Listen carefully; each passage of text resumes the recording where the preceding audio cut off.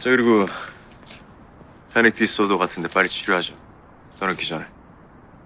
제 일은 제가 알아서 합니다. 당신 걱정돼서 하는 소리 아니에요. 당신 있어야지 범인 잡을 수 있으니까. 알아서 몸 관리해요.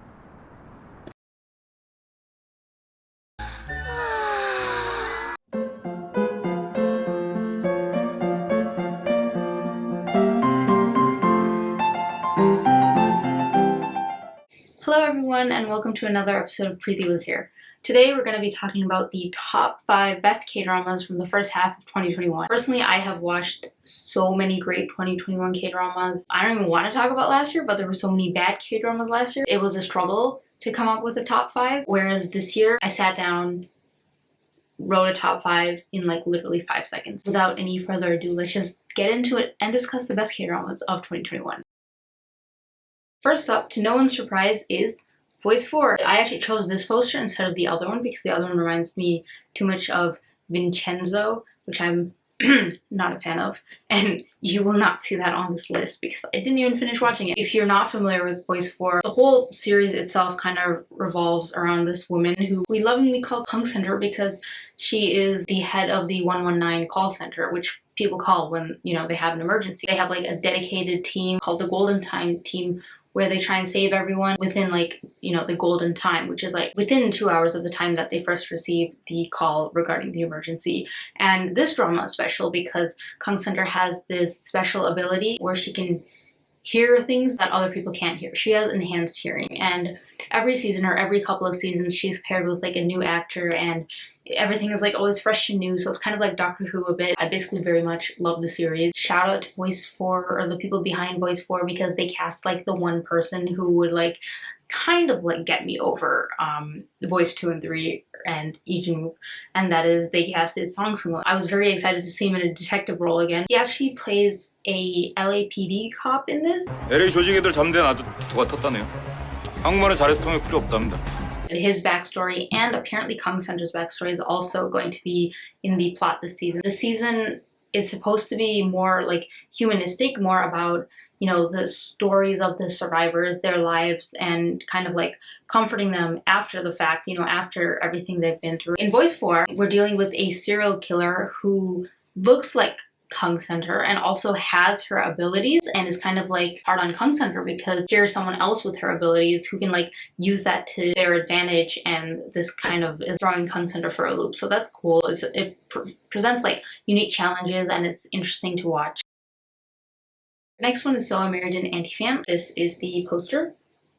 This was perfection. It was everything I wanted it to be. I was especially looking forward to it, not only like with the posters, which look really cute, but also they had this like these scenes from a photo shoot where like they were wearing these wedding outfits, but they had guns pointed at each other, and that is a vibe. My main complaint regarding romance K-dramas is that they get boring within literally 4 episodes, especially when it's like a hate to love drama and then suddenly on episode 3 or 4 they're like already in love with each other. I'm like, what am I supposed to do for the next 12 episodes? Thankfully, this drama was very cute, very entertaining from beginning to end. The hate or the antagonism is there for like a good 12-ish episodes, and then there are other obstacles thrown at the characters, and there's also like a big part of the plot that kind of like comes to the fore. So this drama is actually about a top star and a reporter. So the top star is the guy, the reporter is the girl. They have a misunderstanding and then they are literally enemies and she becomes his anti-fan. I very much enjoyed this drama. It never bored me. Every episode just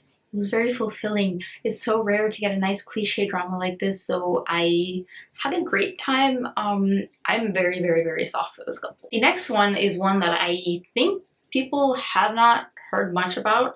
Anyways, I haven't heard much about this, which is sad because it's amazing, and it is a drama called Scripting Your Destiny. I was very excited, watched the drama the day it came out, like all 10 episodes dropped at once, and so I binged it in basically a day, and it was perfection and actually surpassed my expectations. The male lead in this drama is actually the second lead of Catch the Ghost, and that is a drama that I adore, so that was like just another thing that piqued my interest. This drama is about a deity of destiny who essentially scripts human fates. They actually walk around with like these little notebooks, and each notebook is like a human's life lifeline or just like their life, the story of their life, and they are literally like authors, like whatever they write in that book just comes true, and like boom, human, your fate is sealed. So the main male character, this Deity, he really wants to write this epic romance for some humans, and unfortunately it's not an original story that he wants to write. It's actually plagiarized from something that he read from a drama writer,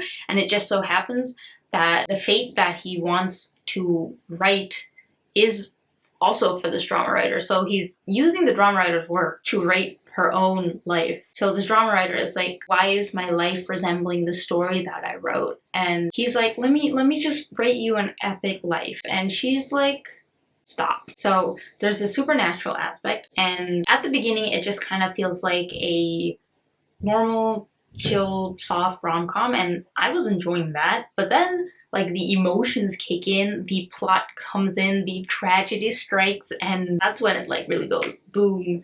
And I was like very impressed. The plot just comes together in such a nice way, and it like really escalates towards the end. Thinking about it makes me want to rewatch it. I think it's one of like the hidden gems of 2021. 질투한다 이 밥. 질투 안 해요.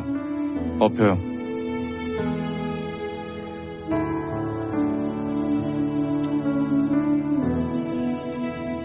어필하니까?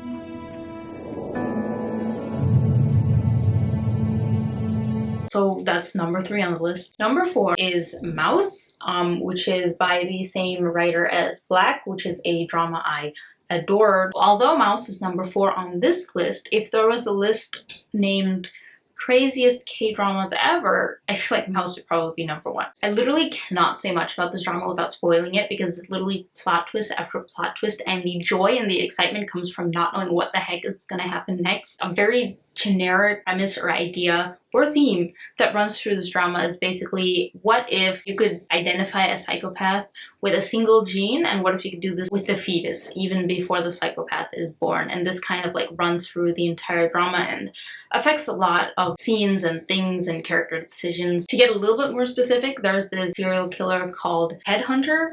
He cuts off people's heads, and he kills this one family among many others, but there's a survivor in this family, and that little boy grows up and promises vengeance on Headhunter. And also Headhunter, his wife gives birth to a son. The main actor, Lee Seung-gi, he's like a cop. It's basically about like these 3 characters with like a bunch of side characters as well, and the relationship to each other and to Headhunter. But even more than that, just like this crazy plot, which is very satisfying when you get to the end. It's also very satisfying when you're watching it if you're satisfied by chaos. Murderous chaos. This is a very unforgettable drama, very memorable. Actually, one thing I was surprised about is that Mouse, like obviously you expect, or I expected, like I would watch it for like, other than for the writer Black, I would watch it for Lee Seung-gi, but actually the guy who plays the detective, bro, I was making eyes at him the whole time. It was a good time. It was a murderous time. If that is your genre, I do recommend it. 그날 난 신에게 기도했다.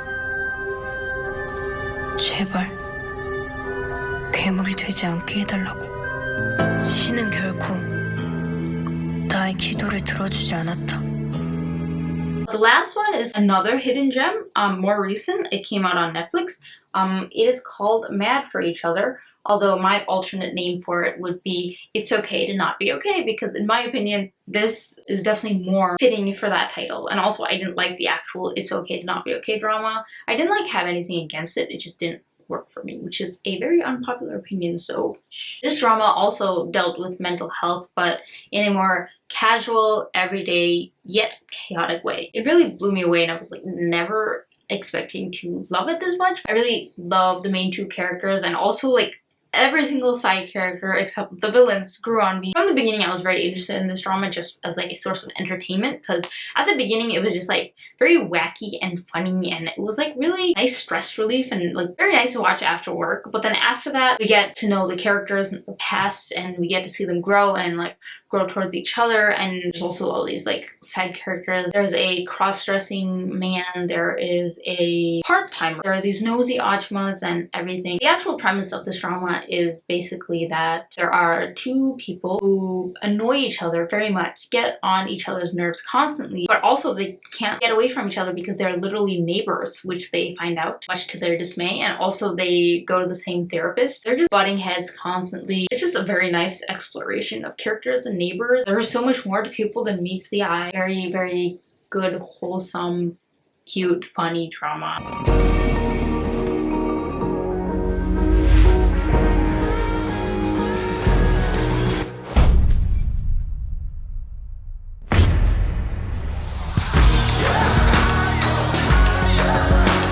That's the last drama on this list. These are all very good and I highly recommend them. And if you have watched them, I would love to talk about them in the comments with you because I swear I'm obsessed with these 5. If you haven't watched them, please do. They're amazing. If you have any other 2021 favorites, please let me know. I will check them out if I haven't. Thank you for watching. I hope you enjoyed that and I hope you love those dramas as much as I do. Hope you have a great week. Bye.